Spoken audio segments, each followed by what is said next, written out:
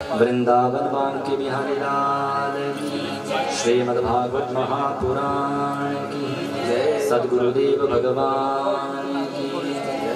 आइए रसमय कथा को श्रवण करने से पूर्व श्रद्धा भक्ति भाव से गोविंद नाम का गान करें। बोल हरि हरि हरि बोल, केशव माधव गोविंद बोल। बोल हरि हरि हरि बोल, केशव माधव गोविंद बोल। हरि हरि हरि बोल, केशव माधव गोविंद बोल। बोल हरि हरि हरि बोल, केशव माधव हरि हरि बोल। बोल हरि हरि हरि बोल, केशव माधव केशव माधव गोविंद बोल, केशव माधव गोविंद बोल। केशव माधव गोविंद बोल, केशव माधव गोविंद बोल। बोल हरि हरि हरि बोल, केशव माधव गोविंद बोल। बोल हरि हरि हरि बोल, केशव माधव गोविंद हरि बोल।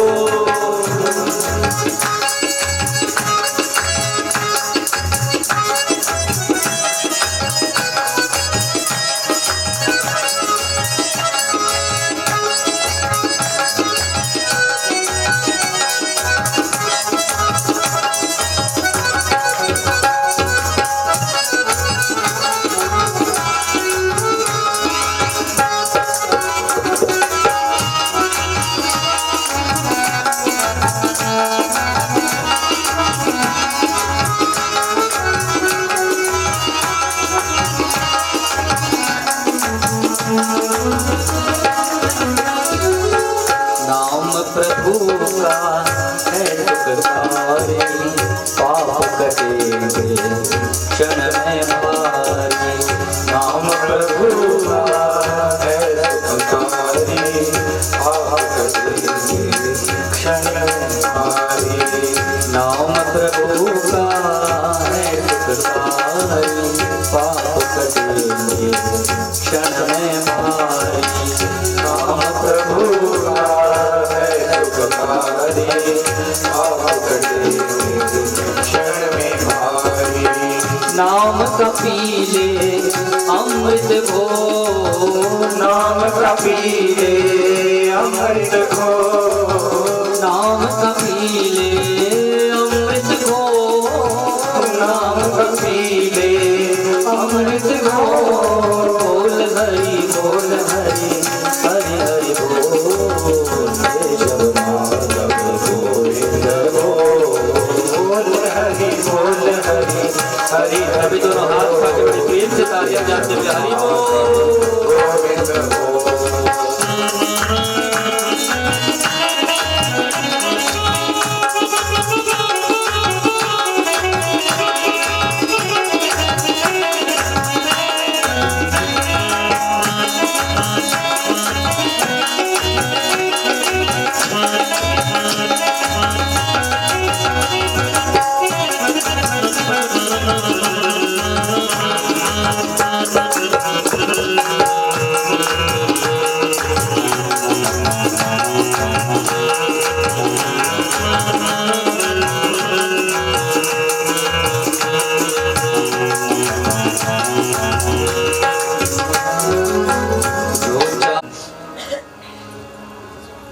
पितृभ्यां प्रस्थिते साध्वी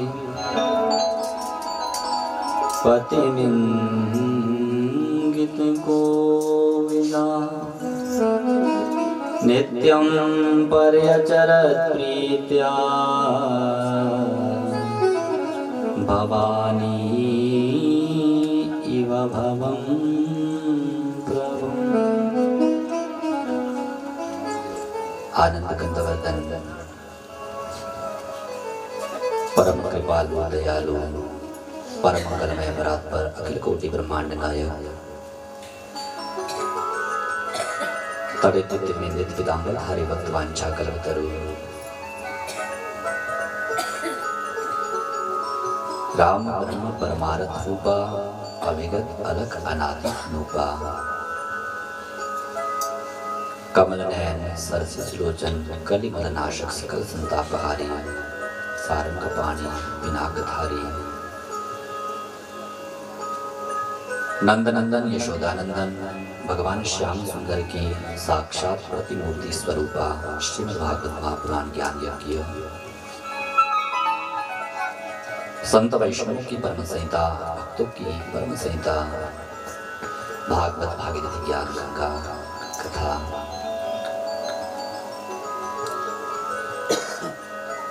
भगवत इच्छा से कुल देवी देवताओं के आशीष से आशीर्वाद से पूर्वजों की प्रेरणा से उनके आशीर्वाद से ठाकुर परिवार के माध्यम से स्वर्गीय श्री रतिराम ठाकुर जी की पुण्य वार्षिक तिथि पर हम आप सभी इस मंगलमयी श्रीमद् भागवत कथा का गान पान व उसमें स्नान करने के लिए सद्भागी हुए हैं।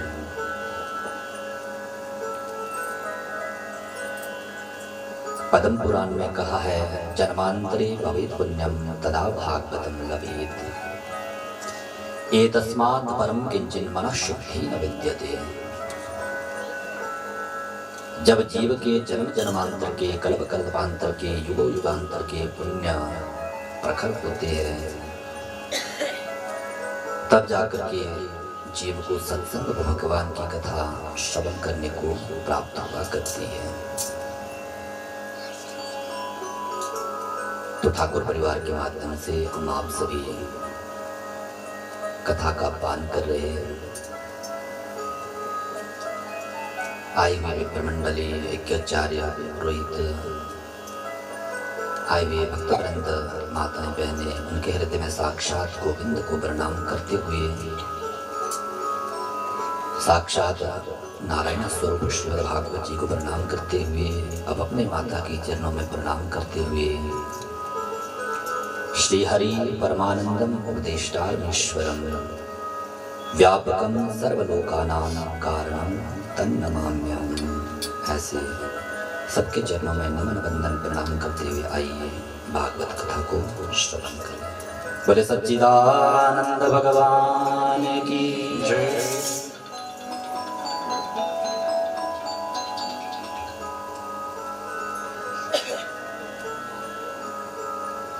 नैमिषारण्य में श्री सूत जी कहते हैं शौनक आदि ऋषियों से ऋषियों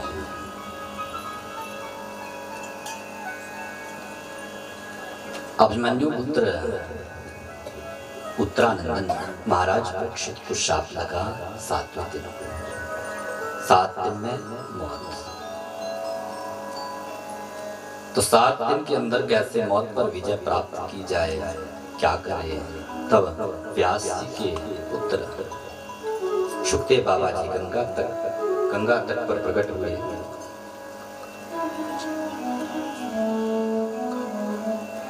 और श्रीमद् भागवत कथा को श्रवण करवाया।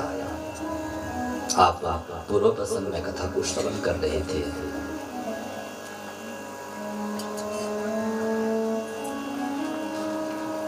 महाराज परीक्षित ने प्रश्न किया भगवान म्रियमाणस्य किम कर्तव्यम। मृत्यु लोक के जितने भी प्राणी हैं सब मरने वाले हैं। उन मरने वाले प्राणी को क्या करना चाहिए। आपने श्रवण किया 4 बातों को ध्यान रखिए। जितासो जितश्वासो जितसंगो जितेंद्रिय। आसन पर विजय प्राप्त करो। श्वास प्राणायाम के द्वारा श्वास पर नियंत्रण पाओ। अपनी संगति को जीतो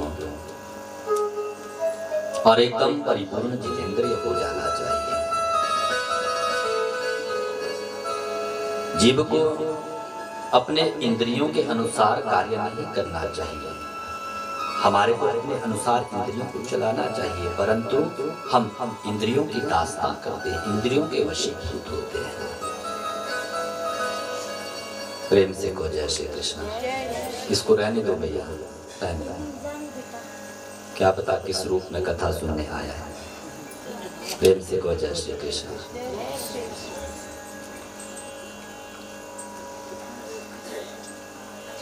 सुखदेव जी से प्रश्न करते हैं महाराज परीक्षित, समाधान करते हैं। सृष्टि के बारे में प्रश्न किया तो भगवान श्रीमन नारायण के नाभि कमल से ब्रह्मा जी ने 4 ऋषियों को जन्म दिया, सनक, सनंदन, सनातन और सनत कुमार। भ्रुकुटी मध्य से भगवान रुद्र को प्रकट किया, 10 ऋषियों को जन्म दिया, मरीचि, अत्रि, अंगिरा, पुलस्त्य, पुलह, क्रतु, भृगु, वशिष्ठ, दक्ष और दशमस्तत्र नारद जी। अपनी वाणी से परम सुंदरी श्री वागधिष्ठात्री देवी सरस्वती को जन्म दिया, छाया से महामुनि कर्दम जी को जन्म दिया, अपने वामांग से एक कन्या, दक्षिणांग से एक पुरुष को जन्म दिया, जिनका नाम हुआ मनु और शत्रुपा। मनु महाराज जी के नाम से ही सारे मनुवादी कहे गए। 5 संतानें हुई मनु शत्रुपा से, 3 बेटियां और 2 बेटा। 3 बेटियां हैं आकुति, देवहूति और प्रसूति। प्रेम से गौ जय श्री कृष्ण। आगे वाले बड़े होशियार सब जानते हैं। बेटे के नाम है उत्तानपाद और प्रियव्रत। सुखदेव जी कहते हैं परीक्षित से, राजर्षि, हे कुरुनंदन महाराज परीक्षित, मनु महाराज जी की जो बीच वाली पुत्री है, जिनका नाम है देवहूति, देवहूति जी का किस प्रकार विवाह कर्दम मुनि के साथ हुआ, आप श्रवण करें। ब्रह्मा जी की छाया से महामुनि कर्दम जी प्रकट हुए। ब्रह्मा जी ने कहा,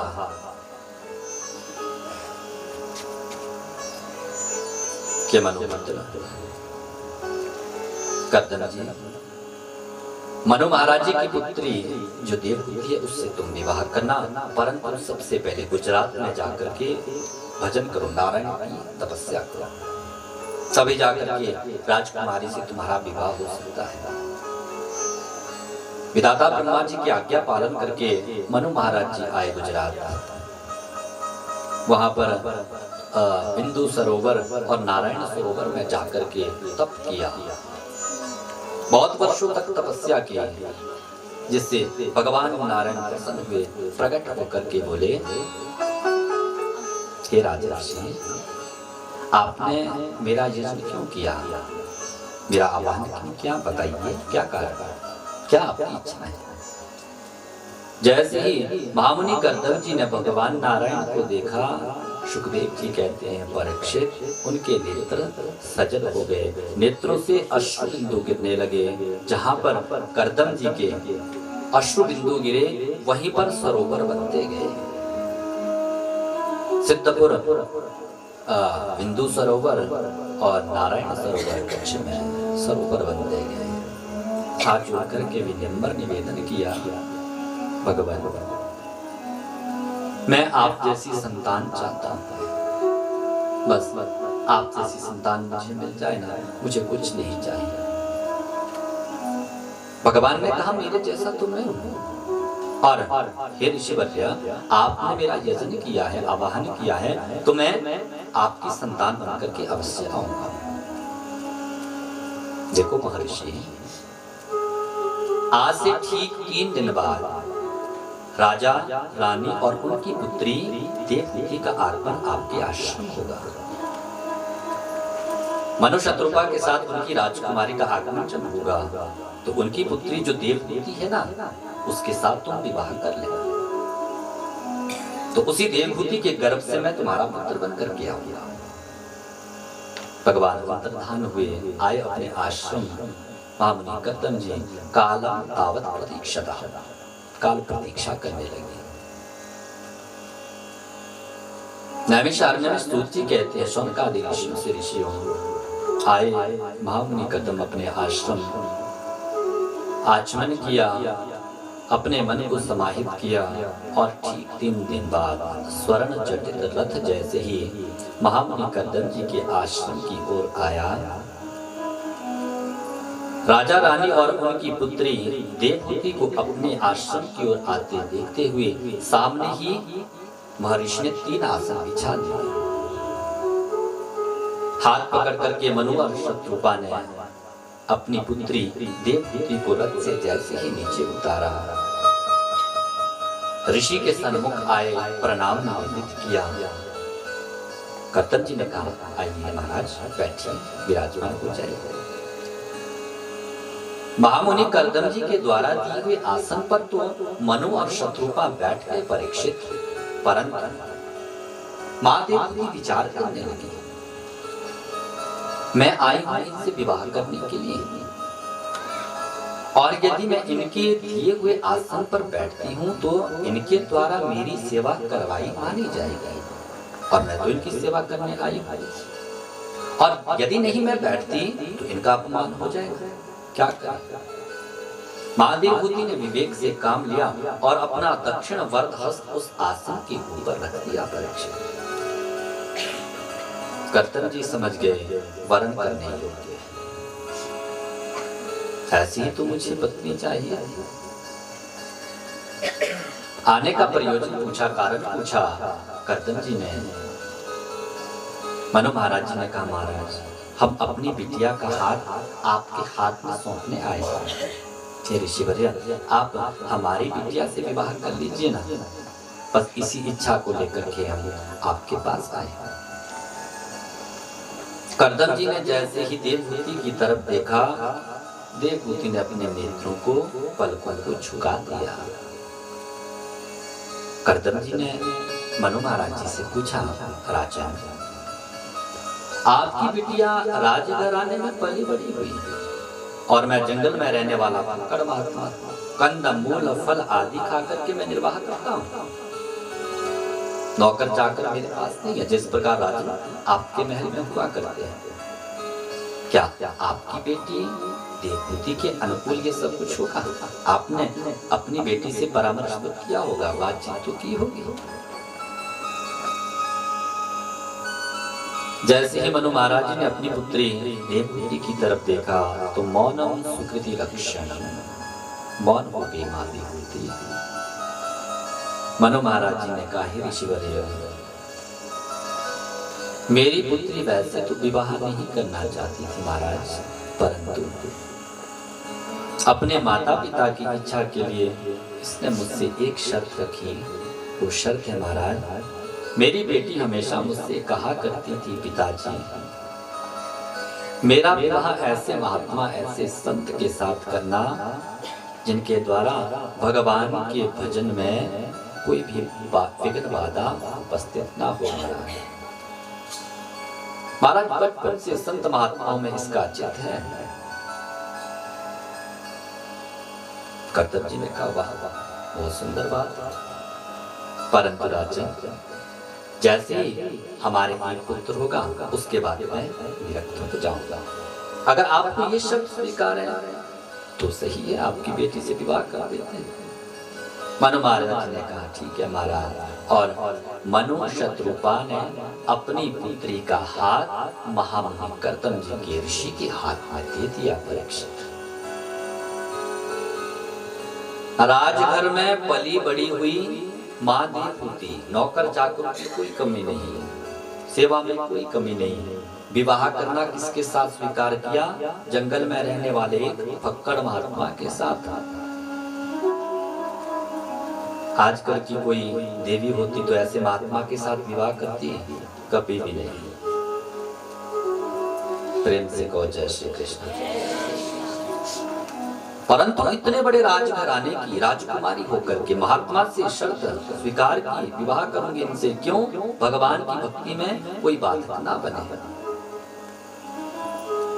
और आजकल की देवियों की क्या इच्छा होती है कि कन्या वर्यते रूपम, माता वित्तम पिता श्रुतम, बांधवा कुलमिच्छन्ति, मिष्ठान्नम मित्रे। आजकल की देवी का स्वभाव होता है, जो मेरा पति हो ना कन्या वर्यते रूपम, बस मेरा जो पति है ना बहुत सुंदर होना चाहिए, काला नहीं होना चाहिए।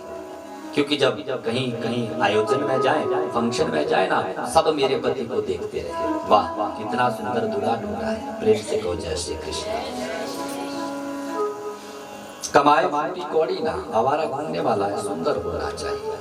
कन्या वर्यते रूपम, और कन्या के माता की क्या इच्छा होती है कि माता वित्तम, माता सोचती है जो मेरा जमाई हो ना, दामाद हो, वो बहुत पैसे वाला होना चाहिए, इतना पैसा हो कि बस मेरी बेटी बैठ करके खाए, कुछ करे ही। कन्या वर्यते रूपम माता वित्तम पिता श्रुतम, पिता की क्या इच्छा होती है? एक पिता सोचते हैं मेरी बेटी जिसके घर में जाए ना, वो जो मेरा दामाद हो, जवाई हो ना, वो संस्कारी हो, ऊंचे खानदान वाला हो, खानदान का नाम होना चाहिए। रुपया पैसा है कोई बात नहीं, कल को दोनों मिलकर के कमाएंगे। बांधवा कुलमिच्छन्ति, बंधु बांधव चाहते हैं कि उसका जहाँ पर विवाह हो वहां पर उनकी रिश्तेदारी बहुत होनी चाहिए। परंतु माँ देवहूति ने, माँ देवहूति देखिए राजघराने में राजकुमारी और महात्मा कर्तन जी, एक भी बारी कोई भी प्रश्न नहीं किया कि मैं विवाह नहीं करूंगी। आजकल के बच्चों के बड़े ठाठ हैं, अब तो विवाह माता पिता को तो बच्चे समय ही नहीं देते, और माता पिता का परम सौभाग्य होता है कि बेटियां अपने माता पिता को कन्यादान देने का अवसर दें। परंतु अब कौन देता है? सब पहले से ही विवाह पक्के। माँ बाप को बाध्य होकर के अपने बच्चों की खुशी के लिए विवाह करना पड़ता है। अपनी खुशी के लिए विवाह हुआ, उसके बाद भी संबंध में खटास, कुछ दिन बाद फिर लौट करके अपने मायके। पहले जहाँ पर माता पिता विवाह बेटी का करते थे ना, रिश्ता संबंध करते थे, तो आज आपने देखा होगा वो पुरानी माताएं कितनी सुखी थी। परंतु आज के समय में माता पिता पहले ही डरते, क्यों? एक एक बच्चा पहले, फिर सोचते हैं ना जाने कहीं बुरी संगत में ना पड़ जाए, कुछ उल्टा सीधा ना कर दे, तो इसलिए माता पिता को तो बाध्य होकर के अपने बच्चों की खुशी के लिए स्वीकार करना पड़ता है। माँ बाप अपनी पूरी जिंदगी लगा देते हैं बच्चों की पढ़ाई लिखाई में, और उसके बाद भी यदि बच्चे नालायक निकले तो माता पिता का वो सबसे बड़ा दुर्भाग्य होता है। इसलिए बेटियों को भी चाहिए कि जिस माँ बाप ने इतना बड़ा किया है ना, उन्हें कन्यादान करने का मौका दें। माँ देवहूति महात्मा के साथ हाथ सौंप दिया और लौट करके मनु और शत्रुपा अपनी नगरी में आए।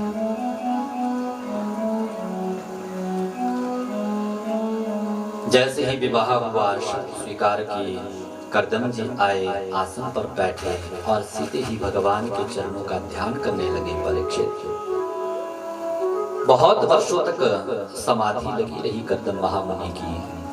जब माँ देवहूति ने अपने पति को समाधि में देखा, भजन करते देखा, जितना भी राजघराने का सारा दिव्य श्रृंगार था सब उतार दिया और एक साध्वी रूप में अपने पति के चरणों की सेवा करने लगी। परीक्षित के पितृभ्याम प्रस्थिते साध्वी पतिमिंगित को विना नित्यं पर्यचरत् प्रीत्या भवानी इव भवं प्रभुं। दिन रात चरणों की सेवा करने लगी, जिस प्रकार माँ भवानी भगवान भोलेनाथ के चरणों की सेवा करती है। परीक्षित हजारों वर्षों बाद जब कर्दम महामुनि जी की समाधि खुली, अपने सामने अपनी पत्नी को देखा तो अचंभित रह गए, अपनी पत्नी को पहचान नहीं पाए। परीक्षित जब से कर्दम जी की समाधि लगी तब से शरीर का कोई श्रृंगार नहीं किया, ना स्नान किया, बस दिन रात अहरनिश अपने पति की सेवा। देखते ही बड़े प्रसन्न हुए, इतने प्रसन्न हुए, वाह देवी आप जैसी पत्नी भाग्यशाली पुरुष को ही प्राप्त हुआ करती। इतने प्रसन्न हुए, संकल्प लिया, संकल्प लेने से एक अद्भुत कामक विमान में बैठ करके विष्णु का भोग किया और कालांतर में मां देवहूति के गर्भ से 9 बेटियों ने जन्म लिया। परीक्षित साक्षात जगजननी महामाया मां देवहूति के गर्भ से हुई। जैसे ही देवी देवताओं को पता चला, ब्रह्मा देवताओं को पता चला, आए सभी स्वागत करने के लिए। बेटियां बड़ी हुई तो ब्रह्मा जी के 9 ऋषि कुमारों के साथ कर्दम जी ने विवाह किया। कला नाम की कन्या का विवाह मरीचि के साथ किया, अनसुईया का विवाह अत्रि जी के साथ किया, श्रद्धा का विवाह अंगिरस ऋषि के साथ किया, हविर्भू का विवाह पुलस्त्य जी के साथ किया। सुखदेव जी कहते हैं परीक्षित पुलह नाम के जो ऋषि थे उनके अनुरूप उन्हें गति नाम की कन्या के साथ उनका विवाह किया गया। महर्षि क्रतु के साथ परम सात्विक क्रिया का विवाह हुआ। वशिष्ठ जी के साथ अरुंधति का, भृगु जी के साथ ख्याति का और अथर्वा ऋषि के साथ शांति नाम की कन्या का विवाह कर दिया गया। विवाह जब संपन्न हुए, मनु महाराज जी ने कर्दम जी ने सोचा मैंने एक पुत्र की इच्छा की थी, मेरे यहाँ पर 9 बेटियां हो गई, परंतु ना जाने भगवान ने मुझे जो वचन दिया था वो वचन कब पूरा हुआ। स्वप्न हुआ महामुनि कर्दम जी को, स्वप्न में जब भगवान ने दर्शन दिया इस वर्ष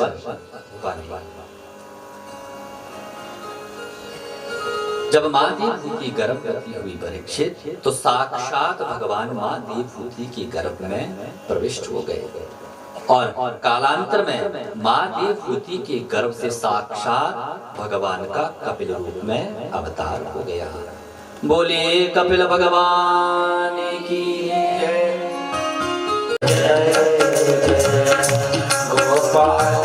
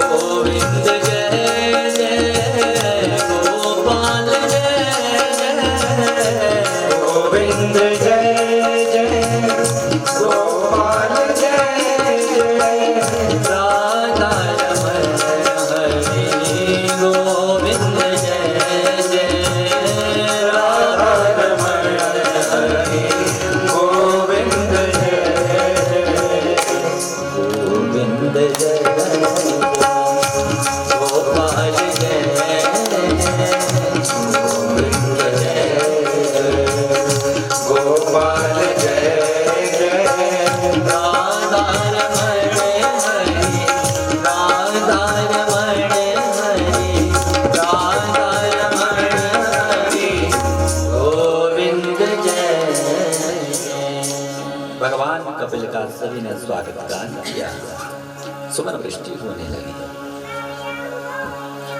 सुखदेव जी कहते हैं परीक्षित जैसे ही भगवान कपिल बड़े होने लगे, सारी आसक्ति को छोड़ दिया महामुनि कर्दम जी ने और अपनी पत्नी देवहूति से कहा, देवी बिटिया ससुराल चली गई, पुत्र भी बड़ा हो गया, अब अपने जितने भी सारे दायित्व थे वो सब पूर्ण हो गए, अब अपने राम का भजन करने चलते हैं। प्रेम से कहो जय श्री कृष्ण। कर्दम महामुनि चल पड़े भजन में। इसलिए आसक्ति को छोड़ देना चाहिए। महामुनि कर्दम जी ने वही किया, अपने दायित्व पूर्ण हुए, बेटा बड़ा हुआ, बेटियां ससुराल चली गई और अपने आप भगवान का भजन करने के लिए जंगल में चल पड़े। अब घर में जैसे माँ देख लेती, मन ही नहीं लग रहा, आई अपने पुत्र के पास, अपने पुत्र से पूछा, बेटा, हे त्रिभुवन सुंदर, हे भूमन, हे प्रभु, मैं आपसे कुछ पूछना चाहता हूं। कपिल भगवान ने कहा, मां पूछिए क्या बात है। मां देवकी ने प्रश्न किया कि निर्विण्णा नितरां भूमन असद इंद्रिय दर्शना येन संभाव्यमानेन प्रपन्नान्धं तमः। हे भूमन, हे जगदीश्वर, हे नियामक, हे सकल संतापहारी प्रभु, मैंने जितना जीवन में सुख भोगा, उस सुख भोगने की कोई दूसरी स्त्री कल्पना भी नहीं कर सकती। भोगने की बात दूर है प्रभु। मायके में रही, राजकुमारी बन करके रही, ससुराल आई तो महर्षि कर्दम जैसे मुझे पति मिले, हर प्रकार की अनुकूलता, हर प्रकार का वैभव। भक्त बहुत से भगवान के होते हैं, दिन रात मांगते रहते हैं, ऐसे भी भक्त होते हैं, परंतु ऐसा भक्त भगवान का है। भगवान यदि अपनी खुशी के लिए भी प्रकट होकर के भगवान भक्त के ऊपर प्रसन्न हो जाए और कहते हैं मेरी खुशी के लिए कुछ मांग, तो भगवान की दी हुई वस्तु को भी वो वक्त ठुकरा देता है। ऐसा भगवान का उत्तम भक्त होता है। सारोग्य सारष्टि सामीप्य सारूप्यैकत्वमप्युतं दीयमानं न गृह्णन्ति विना मत्सेवनं जनाः।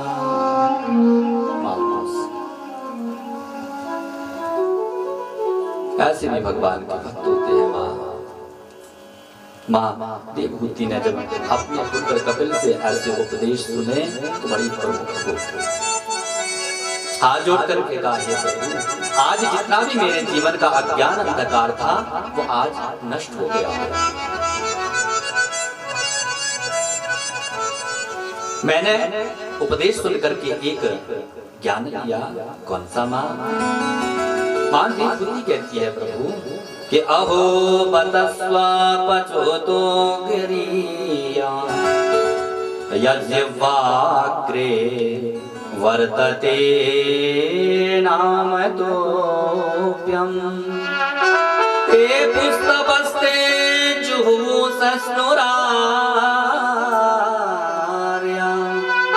ब्रह्मानुचुर नाम गृह्णन्ति ब्रह्मा नोचुर नाम गृह्णन्ति।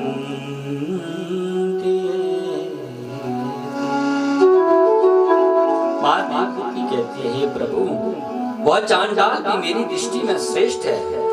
चांडाल होकर के चांडाल योनि में जो जीव जन्मा है, उसके अग्रभाग से यदि एक बार भी आपका नाम निकल जाए श्रद्धा से, भक्ति से, वो चांडाल मेरी दृष्टि में श्रेष्ठ है। परंतु दूसरी ओर कोई तपस्वी क्यों ना हो, हवन करता क्यों ना हो, तीर्थ स्नान करने वाला क्यों ना हो, सदाचारी क्यों ना हो, वेदाध्ययन करने वाला क्यों ना हो, यदि उसके अंदर पाखंड भरा है तो मेरी दृष्टि में वो चांडाल से ही गया गुजरा है। अंत में मां देवहूति का उद्धार हो गया। भगवान के परम पद को प्राप्त हुई परीक्षित। मनुष्यरूपा की मध्यम पुत्री देवहूति कर्दम जी का विवाह आपने श्रवण किया। सुखदेव जी कहते हैं, परीक्षित, साक्षात 9 बेटियां, एक बेटा भगवान को प्राप्त हुए। भगवान स्वरूप साक्षात कपिल भगवान का अवतार हुआ। ये मां देवहूति और कर्दम जी की वंश और परंपरा। अब मनु महाराज जी की जो सबसे बड़ी बेटी है, जिनका नाम है कि मनो शतरूपाया, मनो शतरूपाया तिस्रा कन्याश्च जग्निरे आकुतिर्देवहूतिश्च प्रसूतिरिति विश्रुता। मनु महाराज जी की जो सबसे बड़ी बेटी जिनका नाम है आकुति, आकुति देवी का विवाह हुआ रुचि प्रजापति के साथ। पुत्र का धर्म का आश्रय लेकर, पुत्र का धर्म उसे कहते हैं कि आकुतिम रुचिये प्रादात् अपि भ्रातृमतिम नृप पुत्रिका धर्म आश्रित्य शतरूपा अनुमोदिता। मनु शतरूपा ने यही शर्त रखी प्रजापति ऋषि से कि महाराज जो हमारी बेटी आकृति से प्रथम पुत्र होगा ना, उस पुत्र पर हमारा अधिकार होगा। पुत्रिका धर्म उसे कहते हैं बिटिया से जो पहला पुत्र होता है ना, उसमें दादा दादी का नहीं, नाना नानी का अधिकार होता है, उसे कहते हैं पुत्रिका धर्म आश्रय। इनके घर साक्षात यज्ञ नारायण भगवान ने जन्म लिया, जिनका विवाह दक्षिणा के साथ हुआ। यज्ञ की पत्नी दक्षिणा, कोई भी यज्ञ करते हैं तो उसमें दक्षिणा आप देते हैं, तो यज्ञ की पत्नी वो दक्षिणा मानी जाती है। अब सबसे छोटी जो बेटी थी मनु और शत्रुपा की, जिनका नाम था प्रसूति, प्रसूति जी का विवाह हुआ दक्ष प्रजापति के साथ। इनके यहाँ पर 16 कन्याओं ने जन्म लिया। 13 धर्म के साथ, एक अग्निदेव को, एक पितृदेव को और एक भगवान भोलेनाथ, जिनका नाम सती देवी।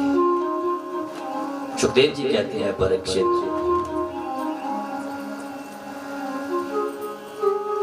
भगवान शंकर को प्राप्त किया मां सती ने। प्रसूति मां की जो बेटी सती साक्षात जगजनकेश्वर हुआ।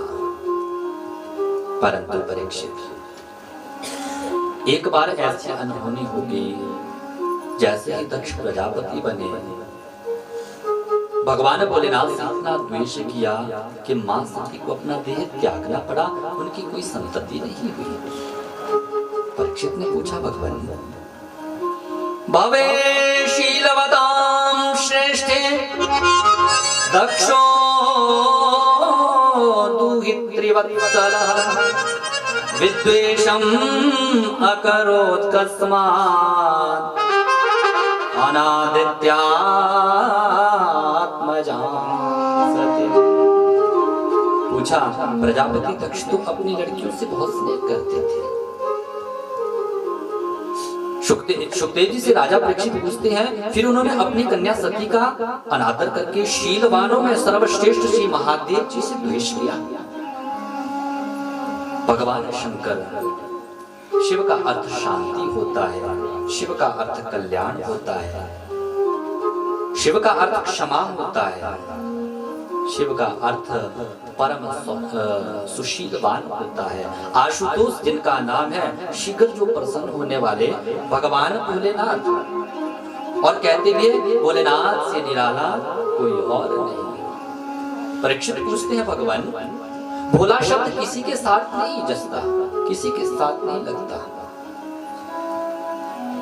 परंतु नारायण भोले नहीं कहते, देवी भोली नहीं कहते, परंतु भगवान भोलेनाथ के साथ भोला शब्द जुड़ता है। और ऐसे भगवान भोलेनाथ से प्रजापति ने इतना दक्ष किया, द्वेष किया कि मां सती को अपना देह त्यागना पड़ा। ऐसा क्यों हुआ महाराज, कथा श्रवण करवाइए। तो बड़े प्रसन्न चित्त मुद्रा में सुखदेव बाबा कथा सुनाते हैं। सुनो परीक्षित, बड़े अधिकार दक्ष जब बड़े अधिकार दक्ष जब अति अभिमान हृदय तब आया, अति अभिमान हृदय तब नहीं को बस जन्मा जग माही, नहीं हो बस जन्मा जग माही, प्रभुता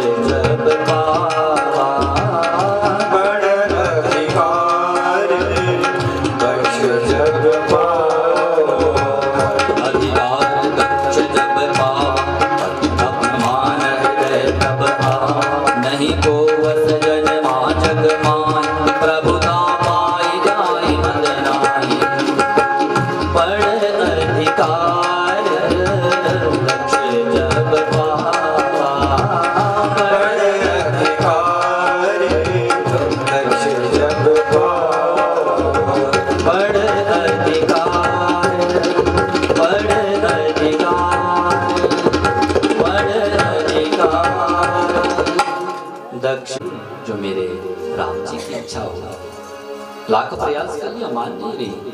भगवान भोलेनाथ ने कहा अच्छा देवी जैसे तुम्हें अच्छा लगे जाओ। भगवान भोलेनाथ आशुतोष बैठ गया समाधिस्थ। जाने लगी मां मन में याद आई भगवान भोलेनाथ की मेरे पतिदेव जिनका नाम आशुतोष है और ऐसे आशुतोष भगवान अपने स्वामी को छोड़ करके मैं अकेली यज्ञ मायके जा रही हूँ। नहीं जाना चाहिए। एक पतिव्रता स्त्री का धर्म है पति की सेवा करना उनकी आज्ञा का पालन करना और मेरी शोभा भी तो पति के साथ है ना। नहीं जाना चाहिए। फिर चरण सेवा करने लगी अनुमति नहीं मिली बार बार अनुमति मांगती है। सुखदेव जी कहते हैं परीक्षित शिवरंजनी जब मां सती को अनुमति नहीं मिली मन में विचार किया इस बार मैं चाहूंगी और ऐसे यज्ञ बार बार नहीं हुआ करते। यज्ञ में सम्मिलित होकर के जब आऊंगी ना तो अपने पति को भी मना लूंगी। चरणों में भगवान भोलेनाथ के चरणों में प्रणाम किया मां सती ने। सुखदेव जी कहते हैं परीक्षित इस बार मां सती ने निर्णय ले लिया अब अवश्य चाहूंगी। चल पड़ी मां सती। भगवान भोलेनाथ ने जान लिया कि अब सती लौट करके नहीं आने वाली है। नंदी श्रृंगी भृंगी को बुलाया और उनसे कहा जाओ अपनी मैया की रक्षा करना। नंदी श्रृंगी भृंगी भी चल पड़े। भगवान भोलेनाथ की मां सती की जय जयकार करके चल पड़े। भूत प्रेतों से घिरी जब मां सती अपने पिता के यज्ञ में पहुंची कनखा हरिद्वार पहुंची। सुखदेव जी कहते हैं परीक्षित देवताओं ने जब मां सती को आते देखा तो अपने नेत्रों को घुमा लिया क्योंकि दक्ष प्रजापति का सख्त आदेश है शिव संबंधी जो भी आएगा उनसे जो भी संबंध रखेगा सबसे पहले वो मेरा विरोधी होगा मेरा शत्रु होगा। इस डर से आज कोई भी देवी देवता मां सती के चरणों में प्रणाम नहीं कर रहे। जो साष्टांग दंडवत किया करते थे भगवान भोलेनाथ और मां सती के चरणों में परीक्षित मां सती ने सोचा चलो सभी व्यस्त है तो इस वजह से भूल गए होंगे। बहनें मिली बहनों ने भी खरी खरी आज मां सती को सुनाई परीक्षित। बहने ने कहा अच्छा हमने सुना पिताजी ने तुझे न्योता नहीं दिया परंतु चलो ठीक किया। अरे पिता माता पिता के घर में किसी न्योते की आवश्यकता होती है परंतु सती आज तो अपने पति को छोड़ करके आए। व्यंग्यवरी भांति जब मां सती ने सुनी तो मां सती का हृदय द्रवीभूत होने लगा। मां सती मौन थी। आज यदि ना आने की हार्दिक पीड़ा थी तो मां सती की मां प्रसूति के हृदय में है क्योंकि जब मां है तो मायका है। मां नहीं रहती तो मायके में भी औपचारिकता निभाई जाती है परीक्षित। आज यदि ना आने की हार्दिक पीड़ा थी तो मां प्रसूति के हृदय में ना आज मेरी बिटिया आई ना मेरे दामाद आए। मेरी पुत्री जब सती को इस बात का पता चलेगा कि मां के होते हुए भी मुझे याद नहीं किया मायके में तो मेरी पुत्री सती के ऊपर क्या बीतेगी।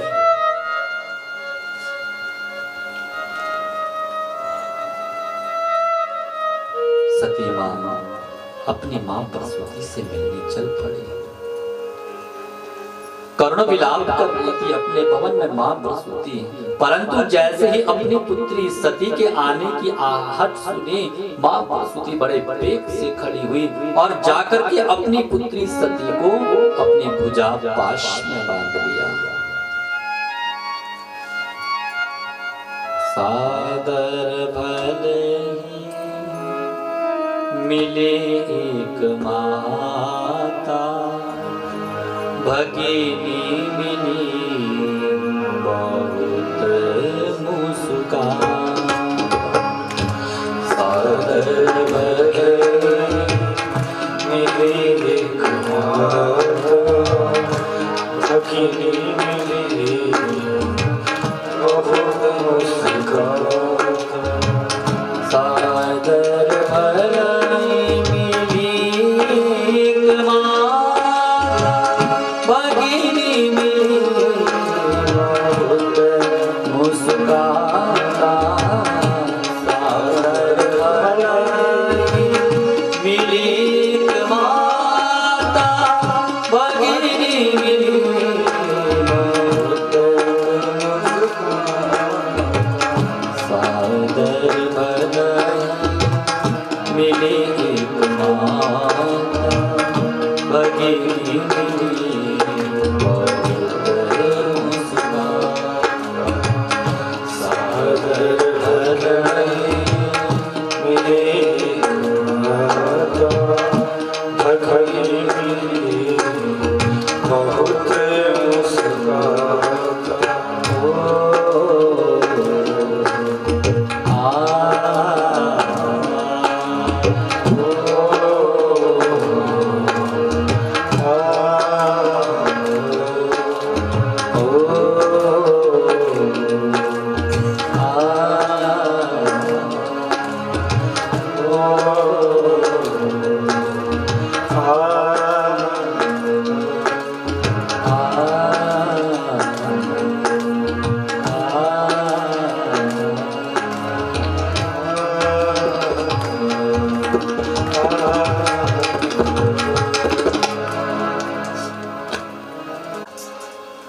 विधाता ब्रह्मा जी के द्वारा सभी देवताओं ने भगवान आशुतोष की स्तुति का गान किया। आशुतोष भगवान प्रसन्न हुए, सभी ने भी बना सी।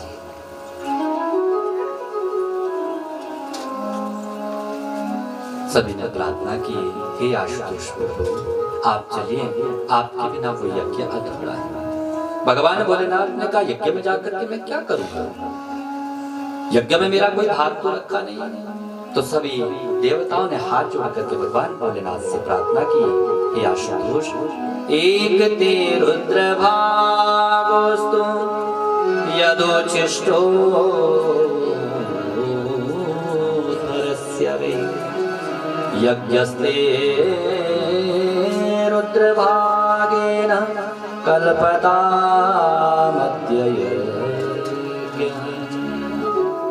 आशुतोष आज के बाद किसी भी यज्ञ में जो अवशिष्ट सामग्री बचेगी ना, वो अवशिष्ट यज्ञ भाग आपका ही भाग होगा। भगवान भोलेनाथ उसी में प्रसन्न आए, कनखल हरिद्वार आए। सभी देवताओं ने कहा महाराज यज्ञ की पूर्णाहुति कीजिए। भगवान भोलेनाथ ने कहा यजमान को बुलाइए। महाराज धड़ यहाँ पर अग्निकुंड में सिर स्वाहा। तुरंत बकरे का सिर मंगवाया गया और जैसे ही अपने ससुर जी के धड़ से जोड़ दिया गया, दक्ष पुनर्जीवित हुए। अपनी पुत्री सती का वियोग स्मरण में आया। आशुतोष भगवान भोलेनाथ की महिमा को जब जाना, तब आज 3 श्लोक में दक्ष प्रजापति ने बकरे के मुख से भगवान भोलेनाथ की स्तुति का गान किया। बकरे का सिर लगा, बकरा जो है वो अहंकार का प्रतीक होता है, मुर्गा क्रोध का। और दोनों को काटने के लिए शास्त्र ने विधान दिए हैं। दोनों कटते, दोनों की गर्दन कटती है, कोई दोष नहीं लगता। क्यों? देखिए यदि क्रोध करेंगे तब भी पतन है, अहंकार करेंगे तब भी पतन है। अहंकार का प्रतीक बकरा, क्रोध का प्रतीक मुर्गा होता है। बकरे का सिर क्यों दिया? क्योंकि मैं जो ज्यादा करता है ना, जिसको अहम भाव बोलते हैं मैं, तो वो पतन होता है।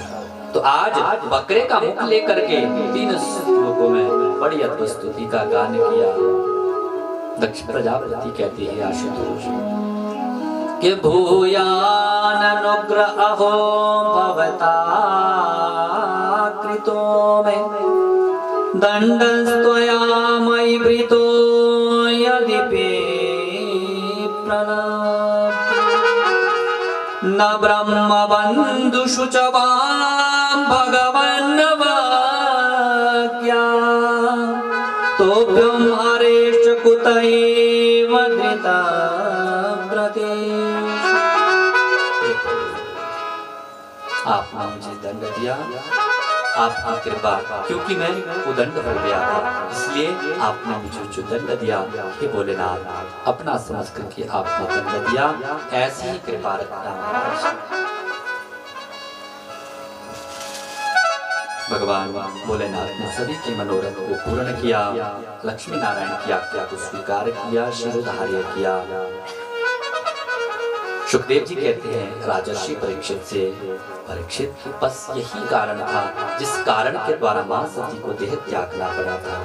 अपने पिता की हत्या में गई, अपने पति का अपमान सहन नहीं कर पाई, और एवं दाक्षायणी हित्वा सती पूर्व कलेवरम जज्ञे हिमवतः क्षेत्रे मेनायाम इति शुश्रुमा।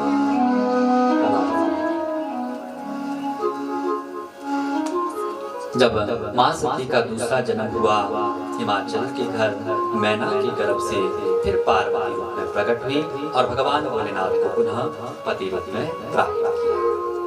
ये मनु और शत्रुपा की 3 बेटियां आकुति, देवहूति और प्रसूति। अब जो 2 बेटे हैं प्रियव्रत और उत्तानपाद, आप उनकी कथा श्रवण करें। बड़े बेटे जो उत्तानपाद है कि अथातः कीर्तये वंशं पुण्य कीर्ते कुरुत्वः स्वायंभुवस्यापि मनो हरेरंशांश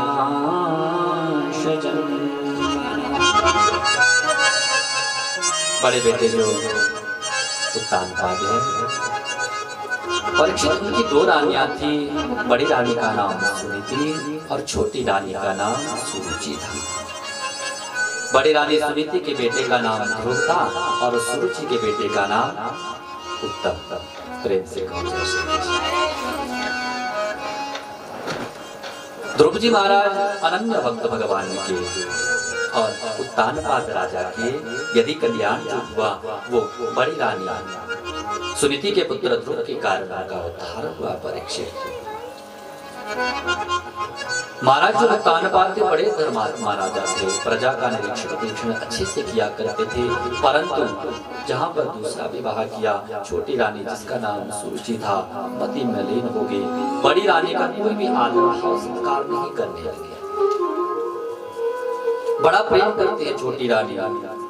छोटी रानी से सुंदर देखने में है, सुंदर पर मोहित महाराज उत्तानपाद अपने एक झोपड़ा बना करके सुनीति रहती है,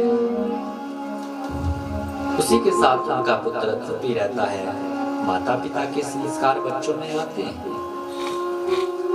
सुनीति बहुत भजन करने वाली है और ध्रुव जी महाराज जी में बचपन से भजन करने की बड़ी लत है। बार बार जब किसी ना किसी से सुनते रहे कि मेरे पिता महाराज उत्तानपाद हैं, प्रजा उनके अनुकूल कार्य करती है और सुंदर उनके द्वारा राज्य नीति चल रही है, तो ध्रुव जी महाराज जी के मन में अपने पिता से मिलने की इच्छा जागृत हुई। एक दिन ध्रुव जी महाराज किसी ना किसी से परिचय जानते जानते पूछते पूछते अपने पिता के पास पहुंचे। जाए उत्तानपादस्य सुनीति सुरुचि सुरुचि प्रेयसे पत्यो सुतो महाराज तानपाल को जब पता चला कि मेरा बेटा ध्रुव मुझसे मिलने आया है, इतने प्रफुल्लित हुए, तुरंत अपने सेवकों को भेजा अपने पुत्र को लाने के लिए। जैसे ही अपने पुत्र ध्रुव को देखा, रोमांचित हो गए, हाथ पकड़ा, माथा चुमा, अपनी गोदी में बैठाया, गले से लगाया। आज बड़ा आनंद आया तानपाल राजा को।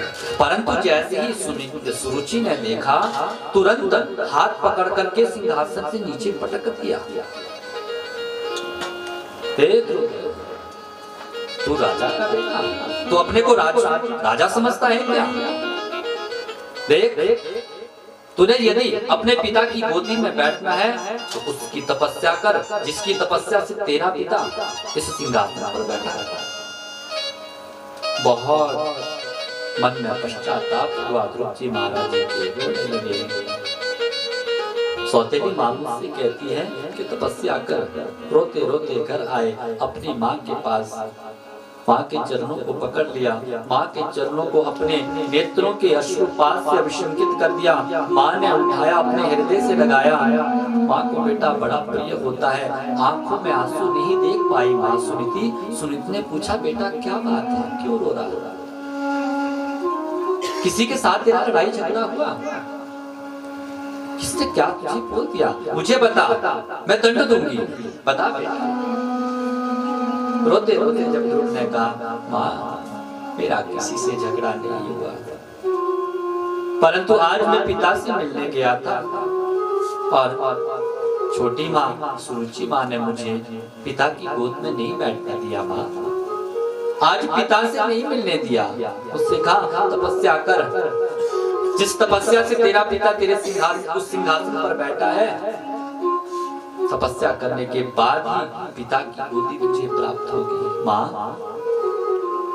मैं ये निर्णय नहीं ले पाया, आखिरकार छोटी माँ ने किसकी तपस्या करने को कहा।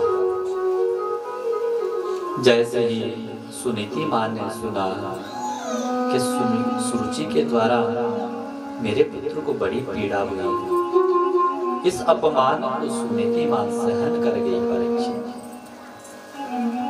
उल्टा सुरुचि की बातों का अनुमोदन करने लगी। देखते हो, जैसे मैं तेरी माँ हूं ना बेटा, वैसे ही वो भी तेरी माँ है, और सौतेली माँ के प्रति मन में दुर्भावना मत लाना बेटा। उसने आज वो बात तुझे बताई जो मैं तुझे कभी जीवन भर नहीं बता पाई। यदि तूने उस परमात्मा को प्राप्त कर लिया ना बेटा, तो सारे विघ्न बाधाएं तुझे सुलभ हो जाएगी। अच्छा माँ, आखिरकार वो कौन है? किसकी तपस्या करने को आप कह रहे माँ? सुनीति माँ कहती है वो सर्वव्यापी है, हरि व्यापक वज्र समाना, प्रेम ते प्रगट कोई मैं जाना। हरि व्यापक सर्वत्र समाना, प्रेम ते प्रगट कोई मैं जाना। हरि व्यापक सर्वत्र समाना, प्रेम ते प्रगट कोई मैं जाना। हरि व्यापक सर्वत्र समाना, प्रेम ते प्रगट कोई मैं जाना। देखिए,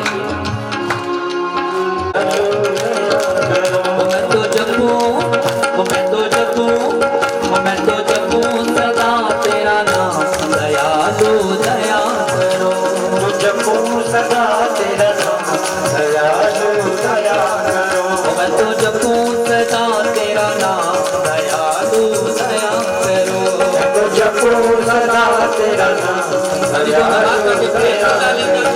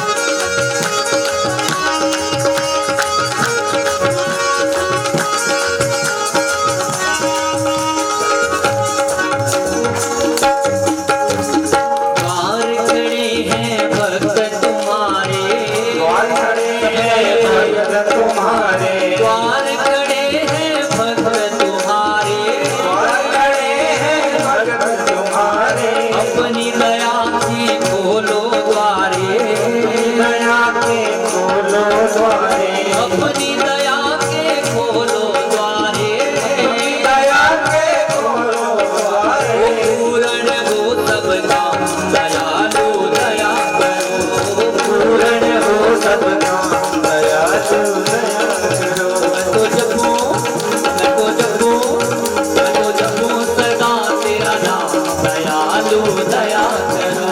तो जपो सदा तेरा नाम हरि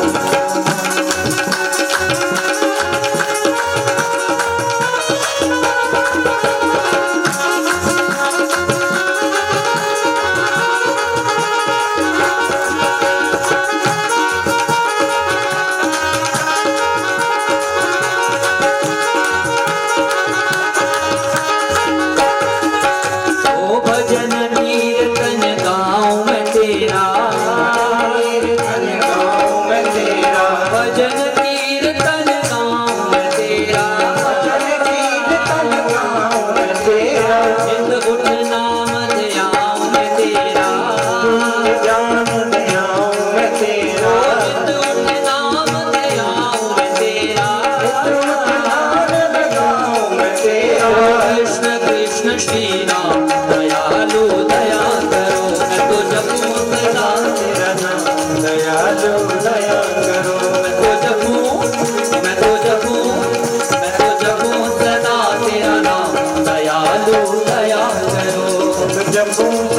अभी हाथ उठा के बड़ी प्रेम के साथ जब हरि हरि